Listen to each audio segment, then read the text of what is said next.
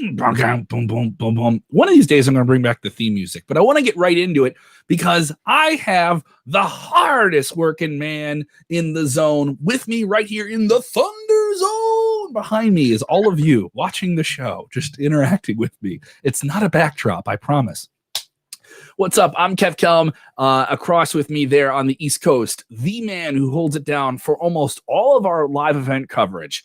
As I mentioned, the hardest working man in WrestleZone, Lovell Porter. Lovell, how are you doing? I want to have you on the show more often, but you're so busy, and now I get to have you on the show. I feel like, oh man, it's like I'm talking to the coach. I finally have time as a player in the game with the coach.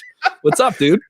Kevin, now you know good and well I always have time for you. Time to be on the show, that's totally different. Totally different. Specifically, I got you. We are trading text during the show, and it's just like, they botched this, and did you see this? And I'll tell you about something on AEW. You're like, dude, I'm watching NXT right now. I gotta do work.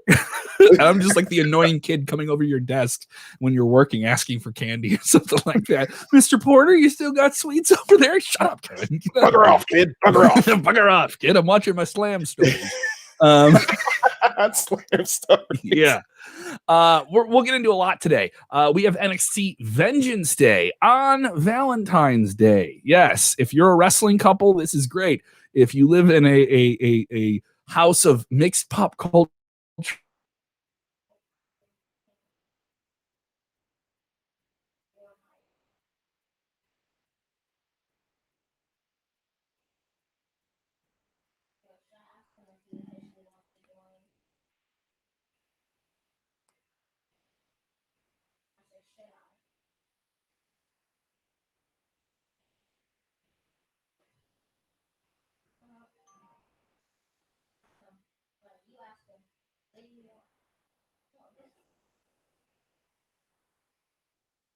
I don't know if you can hear me, Kev, but your mic is cut out. Yeah. Lost your audio. Yep. People in the chat are saying they lost it too.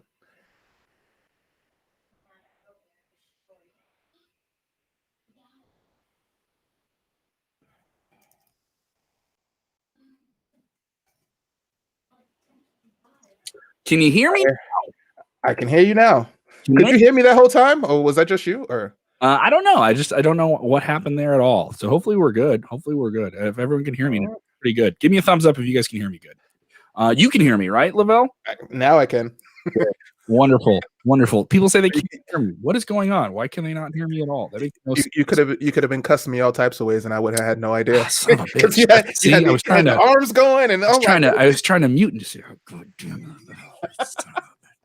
it. So people can hear me. All right, good. All right, I'm gonna move on. Can you hear me or not? This is so ridiculous. I'm gonna have to cut this out of the show and edit the audio. This is annoying now.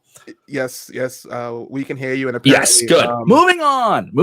I was trying to roll in 3 minutes and 30 seconds. I've already lost them here. I can hear you now. Good. All right, great. I'm a sprint ad, and they're not giving us money. So here we are. NXT Vengeance Day. We'll cover that. You cover all of our WWE shows and everything that's going on with them.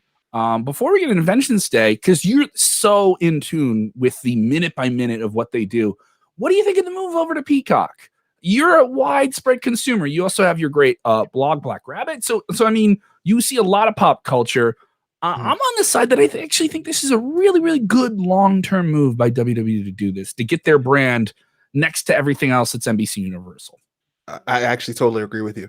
The crazy thing is that I've seen a lot of people crapping on the deal online, and I can't figure out why. As wrestling fans, as people who are already paying the $9.99 or whatever it costs at this point, we're not losing anything. We're just gaining stuff. Like, I'm gaining access to everything on Peacock. Okay, sure, include that in with my $9.99. I'm already getting so much content with the WWE and all the stuff they have.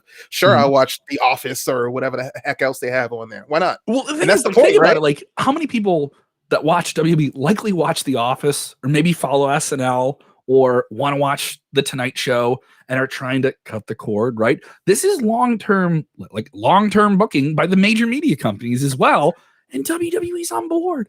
Like, they're right there. You know what I mean? Think about this. And this is the point. I know everyone, you're taking this from the mouth of the corporation and everything like that, but it is true. It rings true. WWE Network is going to get ads during the Olympics. Like, they're going to get ads during the Olympics. They're going to get promoted during playoff football. And unlike other streaming services, Peacock has that live, linear, traditional TV, got to tune in and see it element, limited ads, not too many ads. So if you don't want to pay the $10, you can. If you pay $10, you're getting that, but then you're getting everything else. So I do think it's a good move. Obviously, another big thing today, and Triple H kind of followed up on this. He didn't really give a complete and bold new answer to this, but this is something WWE said last week. You follow NXT, and we'll get into NXT today. This is an NXT heavy show with TakeOver on Sunday. He said that, followed up with Nick Khan, the executive of WWE, said as well, there's going to be no change with WWE Network going forward. That USA supports it. As Triple H said, they extremely support the show. And we'll talk about ratings here in a minute from just last night. But it's an interesting thing because he kind of just figured it into NXT is an add-on to everything else that Universal has. We're an add-on to what's going on with Raw. It's an additional buy into what they do. It's just an extension of it. It isn't so much, is that a lessening of hey, we know the ratings aren't tip-top, but hey, we know what we have. And we know how this is an addition to Raw for what NBC Universal could do. Yeah, I definitely agree with that. So my whole thing is at the end of the day, if a move like this will clearly get more eyes on the product, and at the end of the day, that should be what we all want, right? Because the more people are watching, the more effort and energy the WWE as a whole tends to put into the product itself. Look at the peak period when they were averaging 8 million viewers a night on Raw and so forth. There's no downsides to this. Well, actually, the one potential downside is the Peacock app isn't exactly great. And the WWE app has come a long way. Yes. So it'd be interesting to see exactly how much fallback we'll have there. But, as far as concerns are concerned, that's the only concern that I have. That was a lot of concerns. The interface thing I've heard from a lot of people. I remember there was this one video I think we got tagged in, and it was this guy filming a screen. He's like, look what I do on Peacock when I start looking for Amy Poehler, and I can't find Amy Poehler, but she's on Parks and Rec. Look what happens in WWE Network when I go looking for Jushin Thunder Liger. And I was like, all right, I never knew Amy Poehler and Jushin Thunder Liger were going to be compared to each other. There's a direct line between the two. Where have you been? Come on, keep up.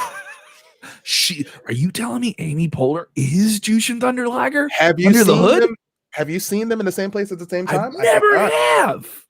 Oh my God! What if one day she just did the shote, like the palm thrust on somebody? That'd be crazy. I'm like, oh my God! So all right. So yes, you are never going to get that from another wrestling podcast. Connecting Parks and Rec and deep string theory. String theory, yes. Let's get into NXT. The ratings came in from last night. AEW Dynamite still is a strong performer. They're down 100,000 from the previous week. NXT out of the top 50. I mean, is this a done story? Does this revert? Does this go another way? Or is WWE continuing to be in the long haul with this thing? I think people are confused by the fact that the WWE put NXT to run up against AEW. Mm-hmm. I never got the impression that their goal was to have NXT quote unquote beat AEW. They're just being a disruptor. At the end of the day, NXT is what it is. I think when they finally started touring, they finally started making some money. But for the longest time, they didn't make any money with NXT. It was just something that they used as a means to, train their wrestlers. And the more pervasively envelop talent to be ready for television the way they want them. Exactly. It's not exactly that now. It is actually more of a third brand, but at the end of the day, I think the fans in AEW management are way more concerned about those ratings than the WWE is. You can tell I agree. I think that the position of NXT is to be something to curb the growth in terms of where it's positioned. It's head to head with AEW to curb the growth of AEW. Exactly. And AEW has made no qualms about this. I mean, they were short of advertising themselves as we're as good as WWE and we're not WWE. And that is the appeal of it. It is a big time accessible wrestling promotion with a lot of talent you like and you've heard about on one show together, right? And it's a fun show. Like they put on a great show last night and all the different people from different promotions together in one place. It's very, very cool. It's a fun promotion. I'm not taking anything away from it. They drew 741,000 overall nightly viewers. This is down from the previous week overnight rating of 844. So that's a huge erratic in fluctuation of ratings. Cable is very competitive right now. We had the impeachment trial, which we're still involved in. And, especially since the beginning of January, you've seen how like cable news has really affected these Wednesday numbers. We had there was the insurrection riot was on the 6th. There was an induction. There was the inauguration day was on the 20th. And then they had like news coverage. There was a lot of stuff. Showbuzz Daily reporting NXT viewership down to 558,000 viewers. This is down from 610,000 viewers.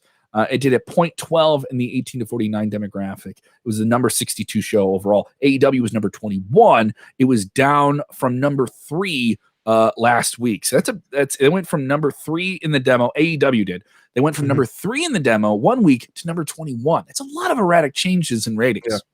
So one thing that that always kind of bugged me about this whole situation is with as far as the ratings are concerned, you got to remember wrestling fans are, for the most part, are creatures of habit. That's one of the reasons why when AEW first sprang up, all of the Young Bucks, Cody, all of their fans went along with it. Those are the people that watch AEW on a every Wednesday on a weekly basis and never miss it. That's why their numbers are usually somewhere around that same thing. Never over 1 million, but never less than, let's say, 500,000 or what have you. And they've done over 1 million a handful of times, like in terms of certain quarter hours and stuff like that. Yeah, but it's not consistent. But if you look at NXT and how we were used to exorbitant NXT content, it was on the network for a long, long time. A lot of us are just in the habit of not watching it day of. Like, no, it was always like within 72 hours. Exactly.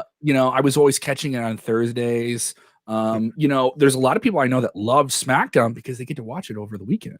Like they have their week kind of breaks up. They're away from it. I also think you talk about consumption, right? Everyone's watching this. SmackDown is by far the most consumed show now. If you look at the metrics, the socials dwarf other shows in terms of wrestling.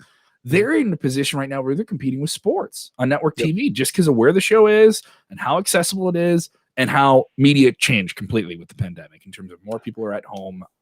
And network TV is a little bit easier for people to get for free, than cable, which has a little, has pay windows behind it. So the times ahead are certainly interesting. In the weeks ahead, keep an eye. WrestleZone will have some really great exclusives from media professionals about what WWE is doing, about the long-term network deal. We'll be talking with Grace Randolph from the very popular YouTube channel Beyond the Trailer. She'll be with us in the weeks ahead too as well. Looking forward to that. And also, what do you think of this? We're talking business, but wrestling fans love themselves some fantasy booking. Have you heard about the new show that we launched here? We have launched a show that I think any 90s wrestling fan is going to adore. Even if you didn't love WCW, maybe you want to rewrite it. WCW Rewritten debuted today from those degenerate brothers, the D'Angelo brothers, Marcus and Dominic. And they've rewritten the heels. I don't know why. Screw it. We'll do it live. This is a really cool idea. Have you ever watched a show, and you watch all of them, and are you like rewriting it in real time? Have you ever watched a show and you're like, they should have done this? You and I trade those comments back and forth. They should have done this. I would have done this if I had the pen. I know. This is an interesting show. I love the graphics to it. It's the WCW Revenge Nintendo 64 opening screen that they did it for. So if you guys like the video version, that's up on YouTube and Facebook. The podcast version in the same audio feed that we have everything in, by the way. We have, I believe this week we have over 8 hours of audio for you to consume. Over 8 hours for free. No Patreon, dude. Go get it. All right. Spotify, podcasts, all that fun stuff. If you guys don't catch all of our live streams, go get the audio there too. So definitely 100%. Want to tell you about that. Lovell, NXT Takeover. It's on Valentine's Day. What do you think of them putting the show on Valentine's Day? You think it's a good idea or a bad idea? No, it's a terrible idea. I'm lucky in the sense that, point of full disclosure. My wife does not like wrestling. In fact, what? She hates it. A wife doesn't like wrestling? And the main reason why she hates it is because I dedicate way too much of my time, according to her, to it. So the fact very that they patient woman. She is. She loves me. Yeah. What can I say? I'm awesome. No. So the fact that they put this on Valentine's Day should be a huge issue, but we don't actually celebrate Valentine's Day. So okay. All right. You guys focus more the anniversary side of things. Yeah. Okay. Like we do a dinner, so it's not that big a deal. So I'll be in front of my TV covering like I normally do. I'm lucky. I know for a fact a lot of people in the chat probably aren't so lucky. So I'm curious to know how many people are actually going to be sitting down watching the show when it airs. Because I got to tell you, this is almost as bad as actually this is not as bad as the time they did the show on Father's Day. I forget what pay-per-view that was. They did a pay-per-view on Father's Day, and it severely pissed me off because that's supposed to be my day. Damn it, I only get 2 of those a year, my birthday and that day. But this is just that I don't understand what the logic is here. Especially considering they don't really have any angles that really fit like a Valentine's Day kind of theme. So it's like it's just a weird flex. It's Vengeance Day. This isn't a day for love. Do you have to have it on actual Valentine's Day though? Like you're literally screwing every guy who likes wrestling. Well, I mean, here's the thing: what would the internet uproar would be? Because Impact is running No Surrender on Saturday night, so it's you have a double weekend here. Obviously, the Takeover show is going to get a bigger audience, and that is not a shot at Impact. Impact has its role, has its presence, has great talent. We're just saying what it is, guys, okay? So what would the uproar be if they ran counter to each other on a Saturday night? That would be crazy. And I think NXT is a brand that is a little bit more inclined to be like, we don't want to piss off hardcore fans. This is our in-house hardcore alternative brand. We know this is certain fan service that maybe Raw and SmackDown, which cast a bigger net, does not do. So we'll be on a different night. So I think there was maybe that. I think there was also a sense of we want to do a takeover before we move this over to a new thing, and we want to make sure that audience that's only on this for NXT is going to have something to come over. And there are fans that do. There are hundreds of thousands of people that only get the network for that, and they say screw Raw and SmackDown, right? So you want to try and serve everyone else. It's a lot of plates to spin at the same time. So I get it. And there are some people that say screw Valentine's Day. It's not a big. I love the marking of it's the alternative to Valentine's Day, which is true. I do think there should be some alternatives. As someone who used to work in alternative radio, I would say that is a good thing here.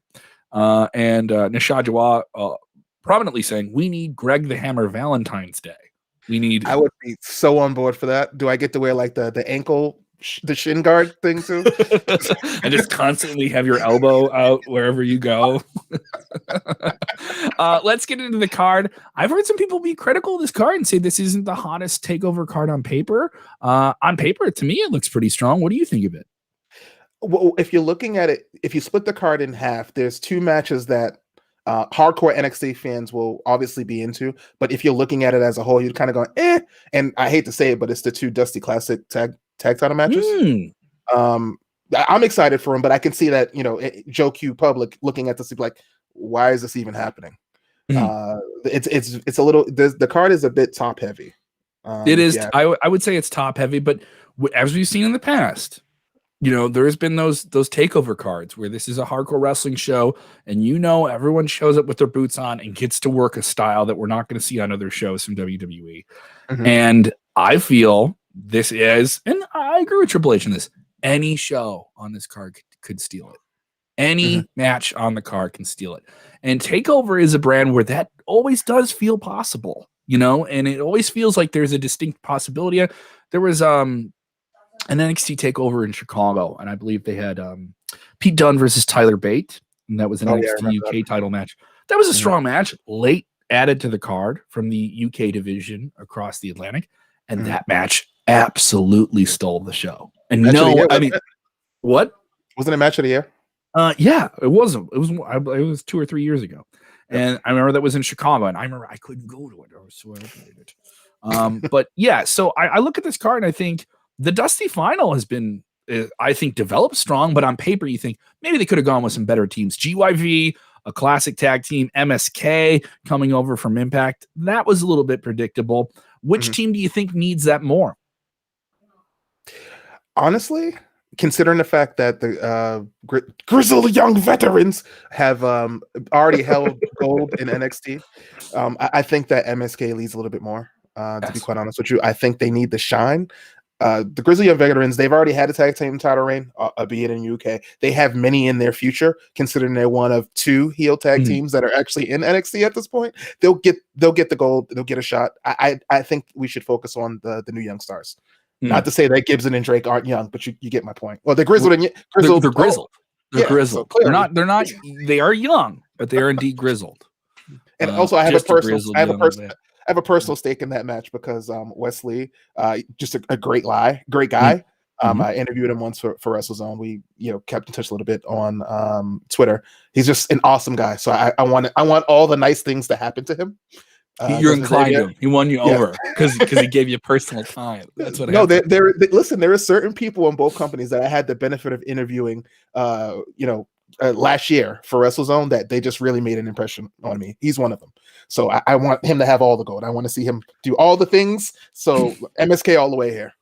I think WWE's done a great job with MSK since they came in. Like, this is one of those transfers, where they bring them over and they change the names a little bit and everyone's like, oh, the names are bad. But MSK feels very close to the Rascals, like the Fun Time Boys, or smoking a J in the back, or like, what I mean? Like, in that idea of the fun, like almost like I've heard people say it, they're like backyard wrestlers. Like, it's sort of like, you know what I mean? I've heard people, and now mind you, I'm not calling them that, but the idea is like, they're just fun time dudes. Like they're like something they've tried to do with Riddle, like to a degree. And I get it. And it's new. And they feel like their personalities, and they don't mind saying silly things that feel genuine. Do you want to talk about this? I was trading tweets with Chris Hamflett from a very popular UK website, What Culture, and he had an issue the way that NXT presented the card. They have those great LED rollout screens now in the Capitol Wrestling Center, and they had these like face-offs where they had all the different matchups. He thought it was ridiculous and a ridiculous parade of stars. I was like, this is the sports entertainment brand of NXT. That's what you do. You have weigh-ins at fights, and people say we're having this guy versus this guy, and now they're gonna. I was okay with it. What do you think of that element on the show? It caught me off guard because I don't recall them ever doing that before. I think this is the first time they ever presented it that way. So as it started happening, I kind of had started milling off to, because I'm done in my mind. I'm done with my coverage, so I can move on with my day. It's the end of the show. They're wrapping up. Yeah. I see Dunne and Balor staring at each other, and Balor's. I'm like, what the hell is? Oh, this is okay. This is kind of cool. It's different because usually what do they do? It's like the graphic nothing. Then the host pitches to a graphic, then he pitches to another graphic on screen. Different. Yeah, I felt it was different. I was okay with it. It reminded me of something. I'm sorry. I was going to say, I kind of feel like Regal should have been out there for it, though. Oh yeah, because then it's more like the promoter, and here's the talent I've put together, and there's some formality to it, The women's Dusty final. This is the first women's tag team Dusty tournament. It has had some highlights. It has had some lowlights. Some matches I felt sort of undelivered or just weren't as great as I would hope them to be. And this team that does win it does get what I was hoping for. And I think, I don't know if we've traded words on this. The winner of this final match in this tournament, this first Dusty Classic, will get a shot at the WWE Women's Tag Team Championships, which can float from all three brands. It'll be Moon and Shotzi Blackheart versus the big breakout star, I think, for NXT in the women's division, Raquel Gonzalez, and the always devious Dakota Kai. Who wins this? Who needs to win it? And who is going to win it? Okay. Those are a lot of questions. It's like, who needs it more, but what direction do you think they're going to go in? In all honesty, I think Raquel Gonzalez and Dakota Kai need this more. They're an actual team, and they're going to be together for the long haul. I have I don't think Moon and Shotzi Blackheart is going to be long for the world. I'd be shocked if Moon's not a heel by the end of the year. I think she'd be a great heel. I do too, and they love Shotzi Blackheart. They want to give her all the things. So I'm not surprised that either of them are in this position. But as far as who needs it, definitely Raquel and Dakota, because it adds to their legacy. And hopefully they go and actually win the tag team titles. Those titles need to be in NXT a bit. The women's division, they totally ignore NXT when it comes to the fact that those belts can go back and forth. We've had like maybe one or two tag team title matches on NXT. Yeah, and I think that's weird. And when they had the NXT women's, when the women's title for WWE of all their three brands has been on Wednesday, it was the most meaningful it's ever been. You know what I mean? Like it was a big deal. They had Sasha and Bayley come over, and they did well that night. And I think they did a Great American Bash back in the summer, right? And that felt like an occasion. Like this is a new title that we're presenting in this new, fun, exciting way in the main event. And also, I think they have a little bit more. There's a little bit more depth of in-ring talent, on NXT that they can work with. And I would like to see the women's titles be over there. I'm not opposed to that. It's all very strange because at the end of the day, and this was weird to me when they first announced the Women's Dusty Classic. Mhm. There's no women from SmackDown or Raw in the tournament. It's just like the Lucha House Party was in the men's Dusty Classic. I don't understand why they didn't throw one like Billy Kay and someone from SmackDown or Raw into the tournament as well. Yeah, I would have liked that. But I do like the idea that, yes, there is a prize for this. Other things on this card that pop out to me. The women continue to shine. I do think this match hasn't been built up particularly great. They did start off pretty hot with Mercedes Martinez returning to NXT and laying out Io Shirai by throwing her through the side of a table. That was kind of unique. All right. And Io Shirai, the reigning NXT Women's Champion, who many people think has had the belt a little bit too long, is also going to have to deal with the threat of Toni Storm, who made intentions known when she came to NXT to get that title. A triple threat for the NXT Women's Championship. Who leaves Sunday with the belt? My head says Toni Storm, but my heart really wants it to be Mercedes Martinez. You know, I wouldn't be surprised if they went with Martinez, because I think she could be a really good Ruthless Steel. I think Io's gotten what she needs from the title. Yeah. Maybe a move to Raw or SmackDown would be exciting, or a chase to get the belt back. By the idea of Io being on Raw or SmackDown, because as great as Asuka is in moments, she falls by the way. Like just this whole situation with her being wrapped up in the Charlotte and Lacey Evans thing. We all know that Asuka's losing that belt to Lacey Evans, and Charlotte is going to take that belt from Lacey. That's how this works. This is not new, but I don't want to see that though. And the idea of Io Shirai going to Raw, SmackDown, getting a little maybe getting the title, and then being used in the same manner that they constantly use Asuka, is disheartening for me. I'm not sure I want to see it. I almost want her to. Maybe she should go to NXT UK for a little while. It's a change of scenery, but it's not Raw or SmackDown. Dude, I hold off on watching NXT UK. Maybe I'll have a day with it once a month, and I'll watch 2 or 3 of them in a row. I'm like, God damn, this is a good show. Like they have a really good, and they have good fluid storylines, and they have. If you want to see people get hit really hard in the face, they're going to do that a whole lot. If Lots that's your thing. Lots of that. James Espanto Fernando Tagoai, who was always with us, spending hours with us. I spent more time reading your texts than some members of my own family. He goes, I have Moon and Blackheart winning the Dusty Classic. Toni Storm wins. Balor wins. We'll get into those other matches. I don't know. I do think that Toni Storm could be the one lost in the mix here with the women. I feel Mercedes coming in was a real game changer.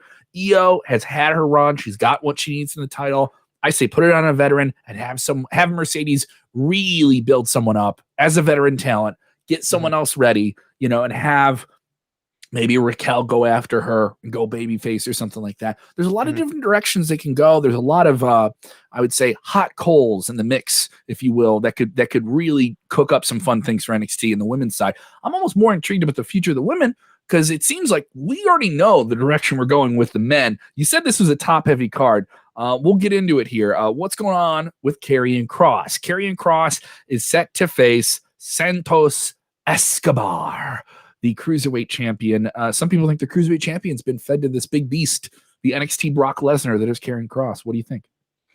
I think the Cross match is actually supposed to be next week on NXT. No, you're right. This is NXT, but it's worth talking about. You're right. Yeah, I still want to talk about it. Well, yeah, for me, I'm a little worried. I'm going to be honest here. I'm not a huge Santos Escobar fan. I'm not really into the whole Legado del Fantasma thing. That said, he's still walking around with a championship. You and I have talked about this, and I'm going to be honest. I think Kross is going to utterly destroy him, and it's going to be sad. I don't like seeing champions treated in that manner. If you walk around with a belt, it should mean something. And being fed to someone who's not even in the same division as you is just there are different things that Santos could be doing right now. There are other cruiserweights that he could be wrestling. If you don't want him to be a cruiserweight anymore, fine, take the title off him, push him into another division. But his first match out should not be with someone like Karrion Kross. Like Karrion Kross is going to be the NXT champion within the next 3 or 4 months. By the next takeover, probably. Like he'll probably get that shot that he's been waiting for however long since he came back. So I don't understand the point of this. I don't think anybody's going to come out of it. That's the part of me that's like, I'm okay with it not being, you mentioned it not being on the takeover card, but I had it here. There's comments. People wanted to know about it. Sorry. Sure. I knew it was on TV, guys. I just wanted to make sure of it here. I thought it was worth commenting that it is interesting that Karrion Kross is being held off for TV. Like that is a maneuver that was like, hey, we want something special on TV coming out of this takeover, and here's a reason to do that. And if the show is hot, the consumption rate then is 3 days later. People are gonna be like, oh, I gotta watch NXT. This I gotta watch it. So and we've seen NXT get those bumps on television after a takeover. Not big, but enough. And now you give me Karrion Kross. It's a maneuver. It's a maneuver. And I do think there is long-term expectations from Karrion Kross. Even our very own DJ texting here, do you think the winner of Kross Escobar gets a future title shot against Balor or Dunne? Kross is getting a shot at the title. This, to me, just feels like him pushing over another boulder as he walks up the mountain. And unfortunately, that boulder is Santos Escobar, who they've put a lot of capital in with this title, with 205 Live, with 2 goon squads behind him. Do I think he can take the loss? Yes. I do think he's a guy who can take the loss. But Kross is the type of guy where he's a monster and you need to feed the proverbial beast, right? Is it too much, though? Is it just too much? Are you giving him too much? Kross? No. I think Kross should have all the things. Kross could all the things. Give him all the things. What do you want, baby? What do you want? You can pluck Kross out of NXT right now and drop him in SmackDown or Raw, and he'll be a world title contender. That's how much faith I have in that guy. But if you look at the other side of it, you're right. They have put a lot of capital, time, and effort into Escobar. In my mind, you're squandering that. If you're going to have someone beat him, and even beat him convincingly, shouldn't it be for the Cruiserweight title? Shouldn't they be building someone in that division to eventually topple him? Now, if he loses that belt, and regardless of the fashion in which he loses it, we've already seen him get the crap kicked out of him by Kross. Again, I'm assuming that's how this goes, and I think we can all agree that's probably the likely outcome here. It means less in that sense. Him losing when he finally does lose the title. And so that leads us to the top of the card. This is a match that Triple H called a proverbial dream match, and if followers of New Japan Pro Wrestling, it possibly could be. Kushida came to WWE NXT with a lot of expectations. This is the time splitter who had thrilled people in the Tokyo Dome, one of the top level Japanese wrestlers. Dare I say in the Nakamura territory in terms of an acquisition by NXT. He will face North American champion Johnny Gargano, and Kushida has gotten quite the upper hand on him several times. Johnny has made the full conversion from the diehard, lovable hero that you could get behind to now a ruthless chicken shiz heel who has assembled a group the way around him as a social media influencer, right? And so it's a different character, a new Johnny Gargano. Johnny has no problems laying down and putting the strap on somebody for a hot title change. Something makes me think Kushida gets this belt off him on Sunday. Don't agree. I'd like him to because I think it's Kushida's time, and he's been on fire the last couple months at this point. Like everything that dude touches has been great. They have made him feel relentless since he came back from this injury. Yeah, they have. But Kushida has come out on top in almost every interaction he's had with Gargano. That's usually a sign. Yeah. It's usually a sign that when they finally have this match, he is not going to win this. But you never know. They could swerve to the right. But I'm pretty sure Kushida's not winning this match. Oh yeah. People saying the fake arm injury will cost Johnny Wheelchair the title. Have you heard him called Johnny Wheelchair? Which is offensive to people that have to use a wheelchair, by the way. I'd say so. Well, what did Wade Barrett say on the broadcast last night? He said Johnny Gargano can't walk from a broken arm. That was one of the funniest lines I've heard on wrestling in a long time. Kudos to Wade Barrett. Talk about a guy who's fit like a glove on NXT. He's done such a good job. Vic Joseph, I think, has done a good job. Obviously, with Morrow, it was just they had creative differences. Morrow liked NXT. He had issues with WWE besides that. And I thought losing Morrow would be a bigger thing. Vic has done a great job. Wade coming in has done a great job. Beth is now there physically at the Capitol Wrestling Center. They've pivoted as good as they can. I enjoy the broadcast side of things for them there. The main event, Finn Balor, Pete Dunne, the NXT title. Some people critical of this, saying Pete Dunne isn't really been built up as the strongest champion, though obviously has the credentials. He was a UK champion. He went toe-to-toe with Kyle O'Reilly, but Kyle O'Reilly had 2 shots at Balor. Balor now still has the belt and goes up against another UK standout in Pete Dunne. This is one fans, especially over in Europe, have wanted for a long time, but it seems like this one just doesn't have the teeth in it for a lot of different people to pop off the page like it should. Yeah. If you're a big Pete Dunne fan, you're happy about this, but the criticism is fair. At the end of the day, he came out and said he wanted a shot, didn't do a whole hell of a lot on the way to getting that shot.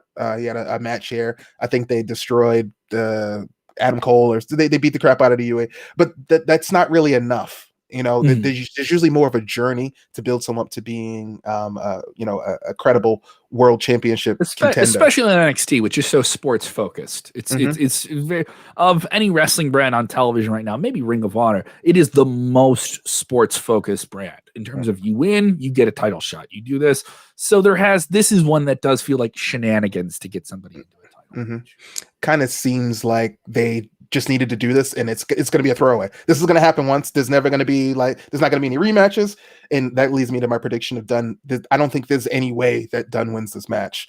Though I think it'd be really interesting if he did, because him as NXT champion could work. I think Dunne would have more of a chance if he still had the kicker. I can't remember his name.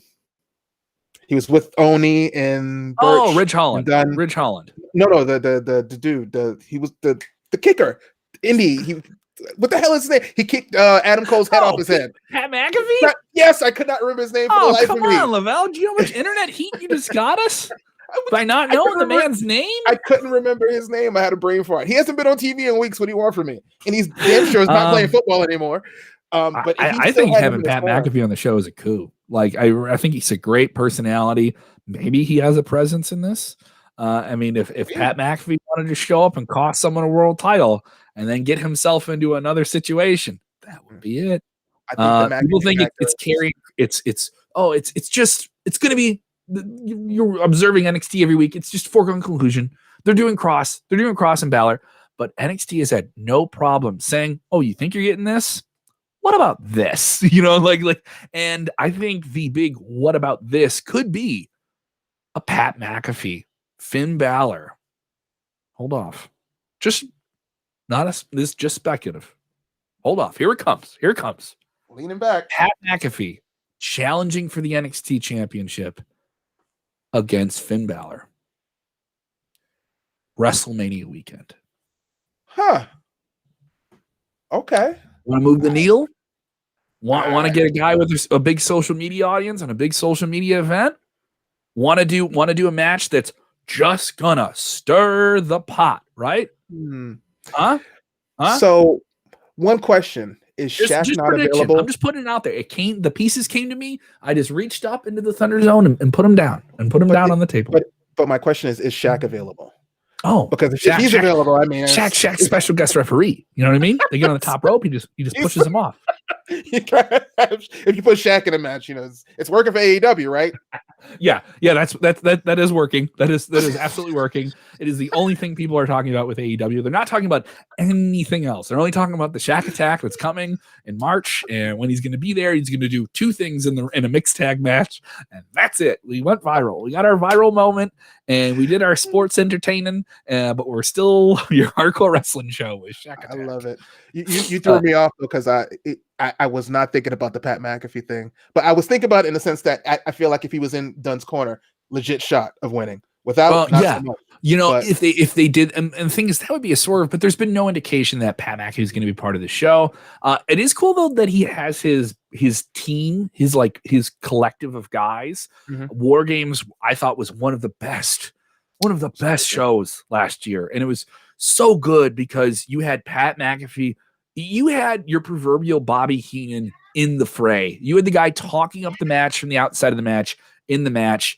And McAfee, as a celebrity, gets real heat. We have people saying he sucks. That's the idea. You guys forget, you're not supposed to love heels. You want to see them lose. You want to see heels lose, right? And seeing him get beat up is fun. And he takes it professionally and goes for it. Yeah, Adam Cole finally getting his hands on him was one of the best moments of this past year. Yeah, and that was built so well. Yeah, And it was something special. Not looking past Pete Dunne and Balor. Can Dunne get a lot out of this match, even in a loss? Because I think plenty of people, even Kyle O'Reilly, raised his stock, not winning the title, but giving him hell. And if they just get you for a little bit, if they just get you to believe that the Bruiserweight can take the belt off him, it could be interesting, right?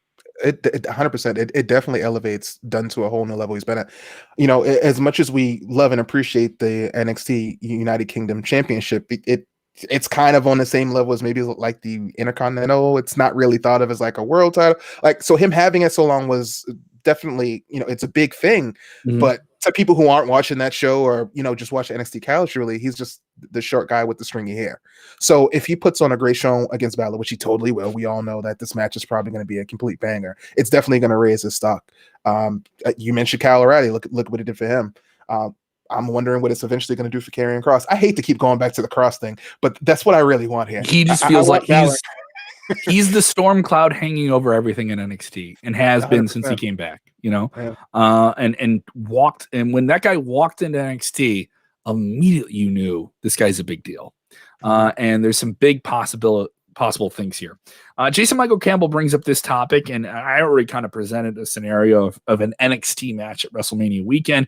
This is not a regular WrestleMania. Last year's WrestleMania certainly wasn't regular. This is trying to get closer to regular, normal, whatever. Remember those words?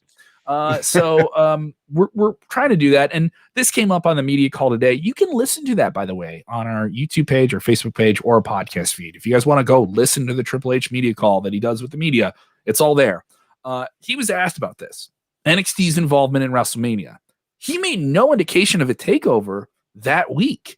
And it's interesting because what is the WrestleMania week for the last 5 or 6 years? It is Hall of Fame, Mania, and a big takeover. And it's a fun weekend. And then you have the weekly TV around it. It's literally they take over a town for a week. I don't see WWE doing that. I see we have the 2 nights of Tampa. But is there a possibility that NXT has a presence on the show like they did last year when Rhea took on Charlotte Flair? I think definitely, especially if they try to move away from doing the battle royals, which may not be a great idea to have the Andre and the women's battle royals. They could stack the card with NXT high-level NXT matches, whether it be defending the NXT World Championship and the Women's Championship on the cards. WrestleMania is going to be split between 2 days again. I believe they announced that, correct? Yes, it's the April 10th and 11th, Tampa Bay, Raymond James Stadium. Yeah. So, obviously they're going to produce 9 hours of content for both days. So they'll have more than enough space to do it. And there's really no reason not to, especially with the, you got the Peacock deal coming up. You're going to have all these potentially have all these casual eyes on WrestleMania. If you want to get NXT even more over than it already is, you want those people's eyes on NXT, the NXT product. So it only makes sense to include them in WrestleMania as well. In some way, I think NXT does need the rub on WrestleMania. It's the biggest weekend of the year for WWE. It's the weekend when a casual fan says, if I'm going to watch wrestling this weekend, this is the weekend I'm going to watch it. You see it from people all the time. Football ends. They ask you what happens at the Royal Rumble, or they're watching the Royal Rumble. And that'll tune in for WrestleMania. This is their big quarter of the year. It is the right time of the year for them to move over to Peacock as well. And Peacock has around over 22 million subscribers, possibly going to have 33 million before the end of the year. So it's on an upswing. So they're going to reach new people for that. I think NXT getting the rub from that would be very beneficial to them in the long run, especially if it's the brand that you want to put up against Dynamite and say, oh, you want your hardcore alternative? We got it for you. I do think NXT needs some presence on WrestleMania. Maybe that's not a match. Maybe it's an angle. Maybe there's something that comes out of that rolls into that NXT afterwards, which could be beneficial. I think everyone thinks, oh, WrestleMania is the finale. It's the big blow off. WrestleMania is such a big weekend. I don't mind it starting things or creating exploding new stories, or breaking new ground, because for a lot of people, the beginning and the ending of a story is sometimes the most fun. I do think that is a very millennial thing. For me, as more the xenial side of things, I want the whole ride, baby. Give me the whole steak. I want the whole cut of the jib here. So tell me what's going on with you. What other projects do you have going on outside of the zone? Besides the normal weekly coverage on WrestleZone, I have my own website called blackrabbit.com. We do a lot of articles and pieces focused on culture, African American culture, media, sports, what have you. You can check us out on Twitter at BlackRabbitCom. At Twitter. we're on Facebook as well. The spelling is a little, for our podcast people though, the spelling is a little bit different. Yeah. I'm sorry. The spelling is BLAQUERABBIT.com. Because the actual I remember because the first time I went looking for it, I couldn't find it. Yes, we have a couple of podcasts on there as well. We have a comic book podcast called Culture Comic Book News. You can check that out. I'm on this sometimes as well. We just have a lot of fun. So check us out. Please check it out. I'm going to be busy this weekend. I'm venturing into somewhere outside of our house, which I guess is scary, but I'm doing it in safe terms. Hazmat suit? What? Hazmat suit? I don't know if I can perform stand-up comedy in a hazmat suit. It'd be hard to get my punchlines over, right? That'd be interesting. It'd be quite interesting.